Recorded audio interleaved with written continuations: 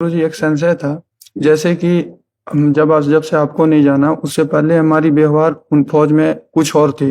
तो आपके आने के बाद हमने कुछ अपनी व्यवहार में मतलब ऑटोमेटिक बदलाव आने लगे। तो लोग बोले तुम ये क्या कर रहे हो, शांत रहते हो, किसी से बात नहीं करते हो, ये अपने आप में क्या गुमसुम रहते हो। मतलब लोग काफी ज्यादा निंदा करते हैं, जिससे काफी बेचैनी होता है गुरु। देखो, इसमें तुम्हारी गलती है। क्या गलती है? जो हमारे अंदर की प्रवीणता उसको छुपाना सीखना चाहिए, और व्यवहार में ऐसे रहना चाहिए कि तुम्हें कोई पहचान न पावे कि तुम क्या हो। जैसे समुद्र की थाह नहीं लगाई जा सकती, ऐसे ही साधक का या जवान का हृदय होना चाहिए। कैसी भी विक्षिप्त अवस्था हो, वैसे भी छुट्टी नहीं मिली है या कई तरह की परेशान, आपको मुस्कुरा के बात करनी। कैसे हो? बिल्कुल ठीक।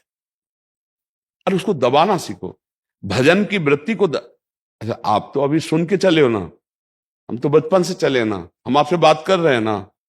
हम आपको ऐसे अगर हम जैसा आप कह रहे हो, अगर वो अब है स्वभाव में, उसको दबाए हुए हैं। अभी जहां ये खत्म हुआ, फिर एकदम अपने स्वभाव में आ गए। लेकिन जब फिर आपसे मिलना पड़ा, तो हम फिर अपने स्वभाव को दबाया और आपके लायक स्वभाव बनाया। एक मित्र की तरह आपसे संभाषण करेंगे, ये जानने भी नहीं देंगे। आप तो 4 दिन से शुरू किए हो, यहां पूरे जीवन का खेल है।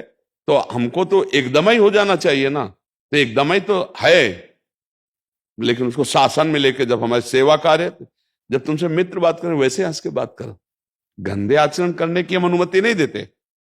गंदा आचरण तो कहीं भी नहीं करना चाहिए, संयम से रहना चाहिए, धर्म से रहना चाहिए। पर हमको ऐसा भी नहीं दिखाना है कि आप जवान होकर के राष्ट्रीय रक्षा के विभाग में होकर आप गुमसुम रहेंगे, तो वो भी ठीक नहीं।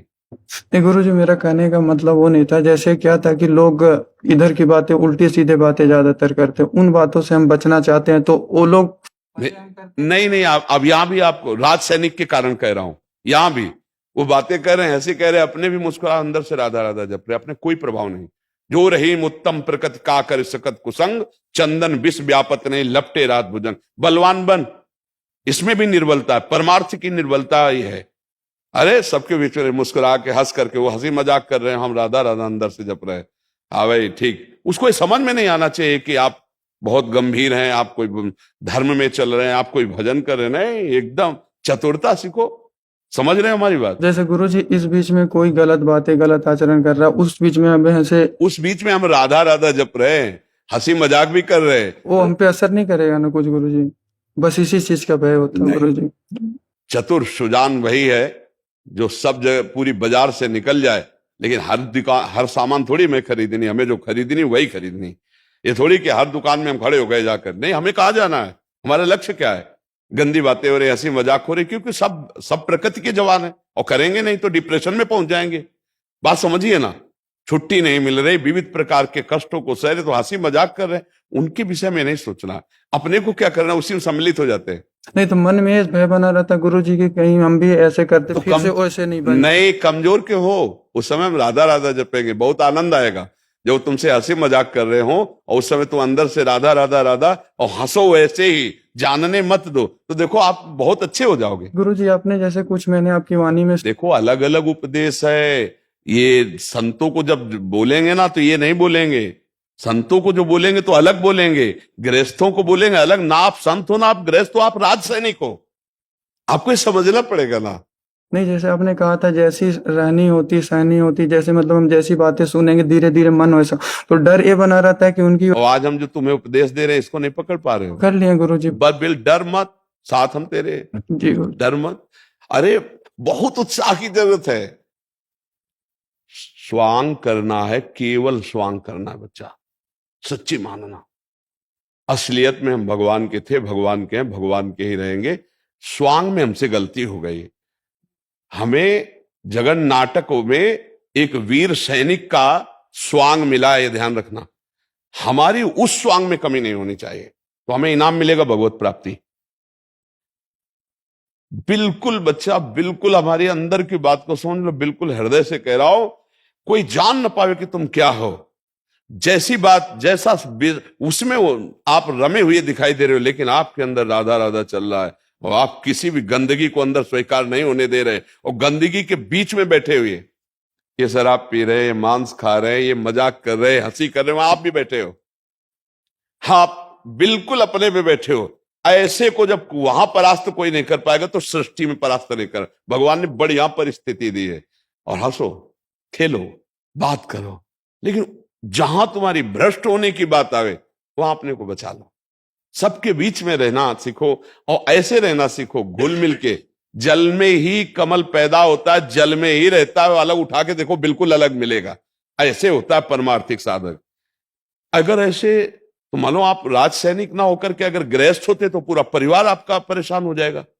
स्वांग तुम्हें क्या मिला गृहस्थ का, तो उसी पद्धति से चला जाए। इस समय स्वांग तुम्हें वीर सैनिक का मिला है, बिल्कुल नहीं। बाहर और अंदर के दोनों के दुश्मनों से परास्त नहीं होना। बाहर के दुश्मनों से परास्त ना होने के लिए ट्रेनिंग है, वो अंदर के दुश्मनों से परास्त ना हो, ये राधा नाम है और ये सत्संग है। न काम, न क्रोध, न लोभ, न मोह, न मद, न मत्सर, इन पर अंदर से विजय प्राप्त करो, और बाहर से शत्रु पक्ष महावीर हो, क्या परास्त होना है। आप ये ना समझो कि आपको कोई परास्त कर देगा, नहीं। आपकी अगर परास्त होने की फिसलन है तो परास्त हो जाओगे, नहीं नहीं परास्त होगे। आप पूरी बाजार में चले जाते हैं, कुछ लिपट जाता है क्या है आपको, लेकिन आपने जो लक्ष्य किया है कि आज मुझे इत्र लाना है, तो आप इत्र की दुकान की खोज करके इत्र ले लेंगे, पूरी बाजार में घूम आए। ऐसे सबके बीच में रहो। कैसे कोई हमें परास्त कर सकता है, हमारे ऊपर कैसे रंग चढ़ सकता है, जब हमारी चाहत नहीं तो रंग नहीं। डरो मत, डर के नहीं, वीर डरता नहीं, ना अध्यात्म में ना व्यवहार में डरना नहीं, सिंहवत रहना है। अभी इसमें कोई संशय हो तो आप प्रश्न कर सकते हो। संशय नहीं है गुरुजी, बस पहले हमारी वृत्ति बहुत ज्यादा गलत रही, तो बस उसी कारण भय था, इसीलिए इतने सारे बिल्कुल नहीं, बिल्कुल भयभीत ना हो, बिल्कुल। देखो क्या है बच्चा, अगर इस सोच में तुम ज्यादा चले जाओगे तो तुम फिर राष्ट्र सेवा नहीं कर पाओगे। हमारी बात समझना, हम हर आंतरिक भाव को देख करके कह रहे हैं। बहुत दयालुता, बहुत कृपालुता, बहुत अंतर्मुखता ये सैनिक नहीं रहने देगी आपको। और इस समय आपको ये सेवा मिली, अगर इस सेवा में त्रुटि हुई तो फिर ये बात ठीक नहीं है। पहले इस सेवा का भगवान ने दिया बच्चा, ये राष्ट्र सेवा भगवान ने दी। हम अपने राष्ट्र से बहुत प्यार करते हैं। जब हम आप लोगों को देखते हैं ना, तो हमारा हृदय बाबा जी होकर के भी ना, हमारा हृदय आपको सल्यूट करता है, आपको प्रणाम करता है।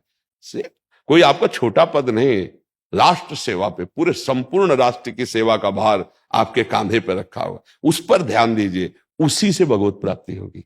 राधा राधा नाम जप कीजिए और हर मित्र को प्रसन्न रखने की चेष्टा कीजिए। ये भाव रखकर के अंदर भगवान है, ये जानते नहीं हैं, और ये हंसी मजाक कर गंदी बातें करते, हम उनका विरोध नहीं करते, हम गंभीर नहीं रहते, हम उनको ऐसा दिखाते हैं कि आप जैसे वैसे ही हमें, और अंदर से राधा राधा नाम लेकर अपने को बचा लेते। क्या समस्या है इसमें, कोई समस्या लग रही? हाँ, पहले गलती थी अज्ञान में, अब आप चतुर बन करके समाज में रहिए कि आपको कोई गलती ना करा पावे, और गलतियों के बीच में आप रहिए, तभी तो बहादुर होगे।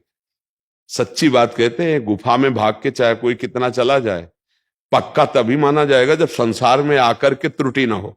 गुफा में तो एकांत में सबको, जब संसार में आओगे, समाज में फिर फिसल गए तो गुफा का अभ्यास बेकार हो गया।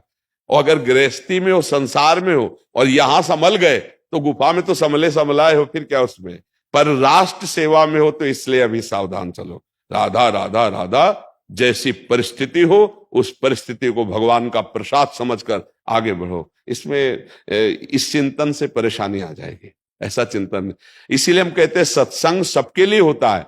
जैसे मेडिकल स्टोर है, औषधि ही औषधि है, लेकिन आप जो चाहो औषधि ले लो, तो उसमें हो सकता है कि आप और परेशान हो जाओ, मर भी जाओ।